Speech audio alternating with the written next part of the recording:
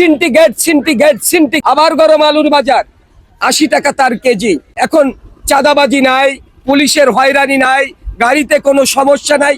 তাহলে প্রশ্ন এই জাতির বিবেকের কাছে, এই আলু কেন আজকে ৮০ টাকা কেজি কিনতে হচ্ছে মানুষের? বিসমিল্লাহির রহমানির রহিম। আসসালামু আলাইকুম ওয়া রাহমাতুল্লাহ।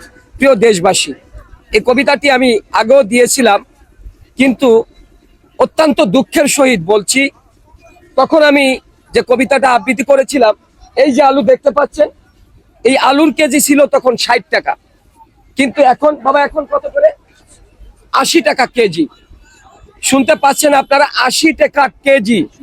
আসুন না, সেই কবিতাকে কি করেছি, আবার গরম আলুর বাজার ৮০ টাকা তার কেজি। আমরা গরিব বেঁচে আছি খেয়ে ভত্তা ভাজি, মনেতে চাই অনেক কিছু ভালো মন্দ খেতে, সাহস পায় না দামের ভয়ে মাছ বাজারে যেতে।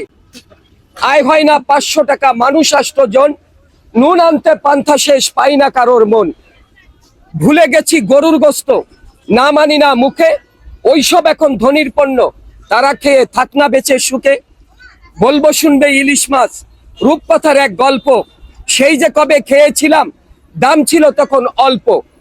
এসব কথা বলতে গেলে কষ্টের নাই শেষ, সিন্ডিকেটের কবলে এখন গোটা বাংলাদেশ।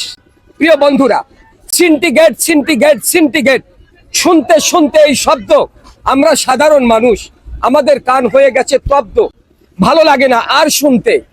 কেন কেজিতে ৮০ টাকা হচ্ছে মানুষের গুনতে? প্রিয় বন্ধুরা, আমরা জানতাম এই দেশ সিন্ডিকেটের জিম্মিতে ছিল, কারণ একদিন এই দেশে এই বর্তমান সরকারের আগে যে সরকার ক্ষমতায় ছিল, তারা নাকি বিভিন্নভাবে সিন্ডিকেট করত। কিন্তু এখন তো কোনো নির্বাচিত সরকার নেই, এখন আছে তত্ত্বাবধায়ক সরকার। আমরা জানি এখন চাঁদাবাজি নাই, পুলিশের হয়রানি নাই, গাড়িতে কোনো সমস্যা নাই। তাহলে প্রশ্ন এই জাতির বিবেকের কাছে, এই আলু কেন আজকে ৮০ টাকা কেজি কিনতে হচ্ছে মানুষের? শাক সবজি সমস্ত জায়গায় যান, ভরা মৌসুম, এখন শীতের সিজন, তারপরেও কেন সাধারণ মানুষের নাবিশ্বাস? প্রত্যেকটা মানুষের আয়ের সাথে ব্যয়ের যে সামঞ্জস্য, এটা আকাশ পাতাল ব্যবধান হয়ে গেছে। কেন আমরা কি এর কোনো প্রতিকার পাবো না? আমরা সাধারণ মানুষ কি এইভাবে দিনের পর দিন থাকতে হবে আমাদের? কেন আমরা এটা চাই না?